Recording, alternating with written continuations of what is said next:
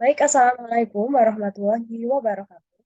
Kenalkan, nama saya Yastina Isalifa dengan tiga-digit NIM terakhir 015. Pada kesempatan kali ini, saya akan menjelaskan terkait penerapan algoritma naive Bayes terhadap prediksi ketepatan kelulusan mahasiswa. Namun, sebelum lanjut, saya akan menjelaskan sedikit mengenai apa sih algoritma naive itu. Jadi, menurut halaman website wikilab.id, naive Bayes merupakan algoritma machine learning yang digunakan untuk menangani suatu masalah klasifikasi. Dan naive Bayes sendiri didasarkan pada teorema probabilitas Bayes. Jadi pada algoritma naive Bayes sendiri adalah algoritma yang mempelajari probabilitas suatu objek dengan ciri-ciri tertentu yang termasuk dalam suatu kelompok atau kelas tertentu.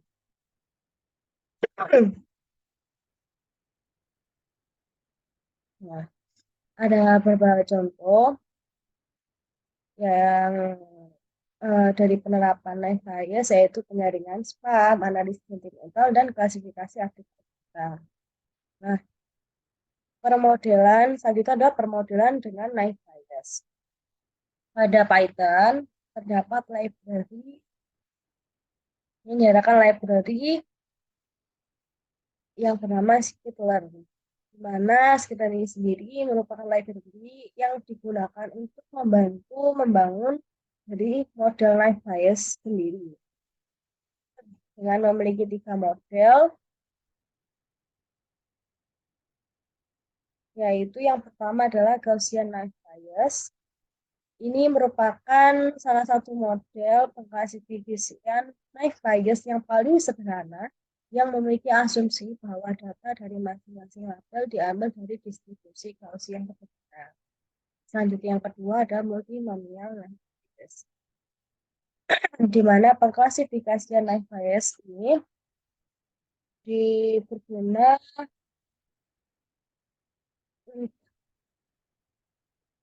mengasumsikan fitur-fitur yang diambil dari distribusi multinomial sederhana. Nah, naive Bayes ini sesuai untuk fitur yang mewakili jumlah diskrit. Selanjutnya, yang ketiga ada Bernoulli naive Bayes, di mana fitur diasumsikan sebagai suatu bilangan biner, yaitu 0 atau 1. Nah, 0 dan 1. Klasifikasi teks dengan model Bug-Wars dapat menjadi salah satu aplikasi dari Bernoulli naive Bayes. Selain itu, naive Bayes sendiri memiliki kelebihan serta kekurangan. Adapun kelebihannya sendiri, pertama, klasifikasi naive Bayes mudah diimplementasikan dan cepat. Kedua, menyatu lebih cepat daripada model diskriminatif seperti regresi linguistik. Yang ketiga, membutuhkan lebih sedikit data pelatihan. Keempat, sifatnya sangat scalable atau skalanya linear dengan jumlah prediktor dan titik data. Yang kelima, dapat membuat prediksi probabilistik dan dapat menangani kontinu serta diskrit data. Yang kelima, algoritma klasifikasi naive Bayes dapat digunakan untuk biner maupun multi-kelas masalah klasifikasi kedua.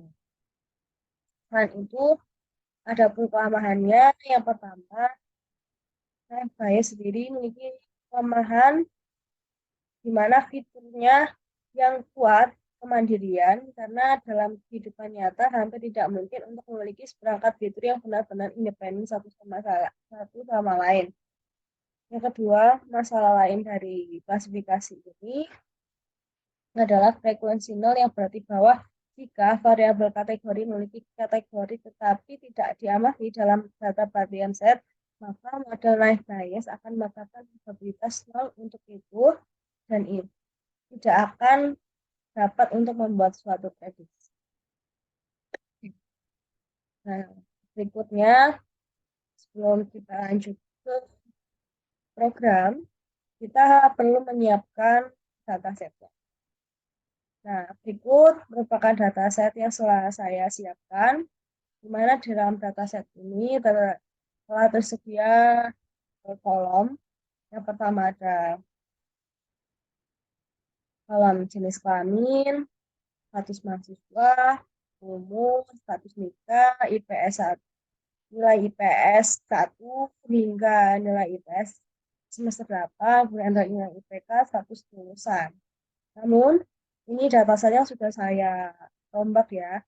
Awalnya di mana di kolom jenis kelamin, status mahasiswa sama status nikah dan status kelulusan ini isinya adalah kategorikal yang namun saya ubah ke numerik agar memudahkan untuk processing data.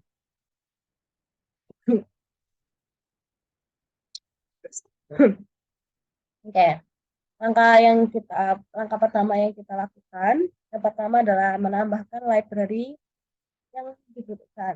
Jadi library yang dibutuhkan adalah kita import library Pandas, mana nanti kita ubah namanya di PP, kemudian nanti ASMP.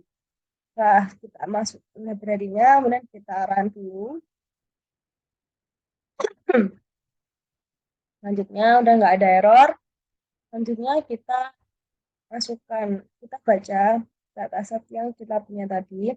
Pastikan sebelum memanggil dataset ini, kita simpan dataset yang kita punya di dalam folder yang sama dengan file program kalian.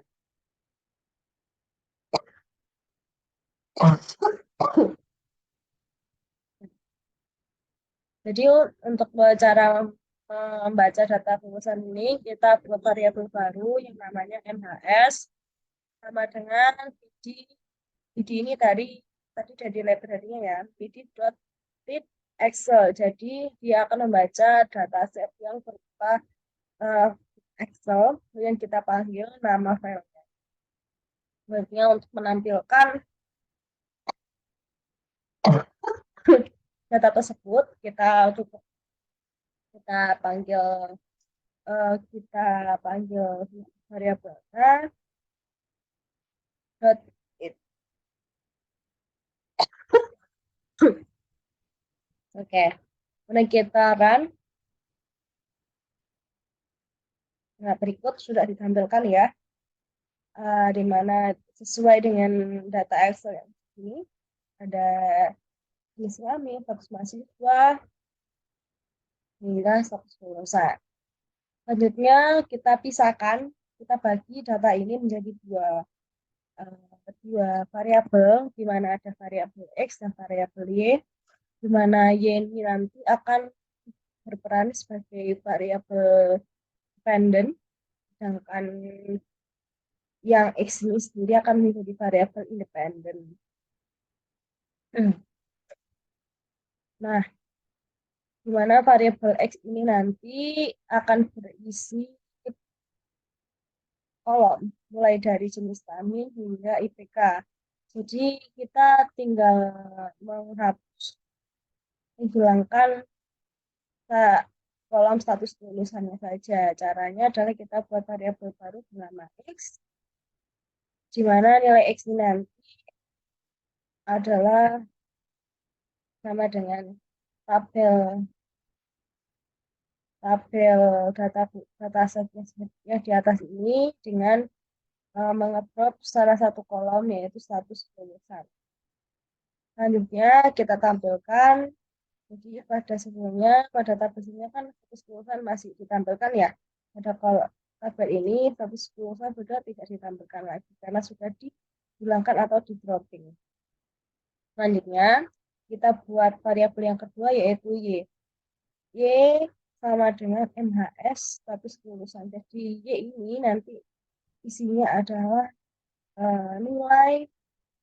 isinya adalah kolom status kelulusan.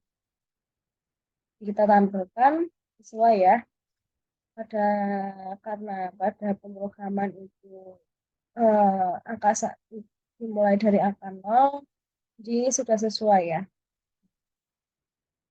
Nah, ini Selanjutnya kita menambahkan library Gaussian Naive Bayes model. Dengan, nah itu kan kita mengambil dari library skitlearn yang kita import library Gaussian. Selanjutnya kita panggil fungsi Gaussian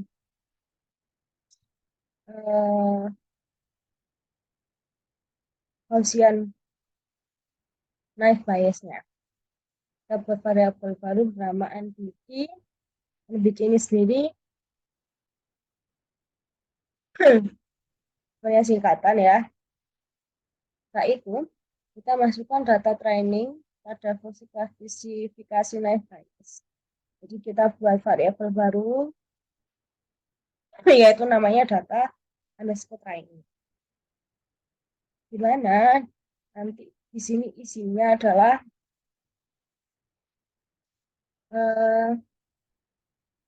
memuat data training dari fungsi dari variabel x dan y.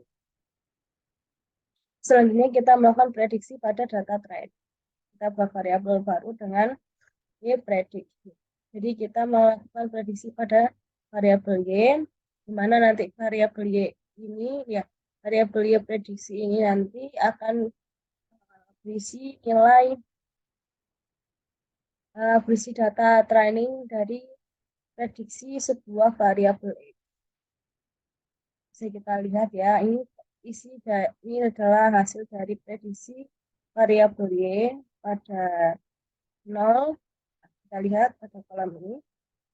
Nah, pada baris kedua, baris pertama, sesuai ya, nilainya 0, dia akan diprediksi lambat.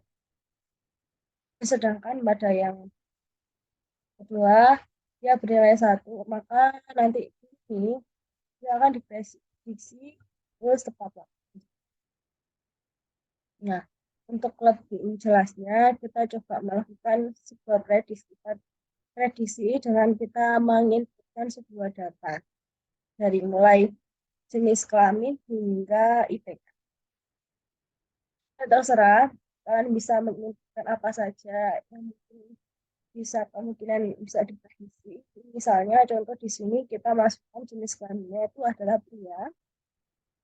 Status kerjanya mahasiswa dengan umur 25 tahun dan status nikahnya dia sudah menikah. Nah, untuk IPS ya sendiri kita masukkan IPS 1 3,12, IPS 2 2,75, IPS 3 2,05, IPS 4 3,01, IPS 5 2,56, IPS 6 3,6, IPS 7 2,75, dan IPS 8 3,14. Nah, untuk nilai IPK-nya sendiri merupakan hasil rata-rata dari IPS 1 hingga IPS 8. Nah, untuk menghitung nilai rata-rata ini sendiri, kita mengambil library dari library nanti ya, yang isinya perhitungan.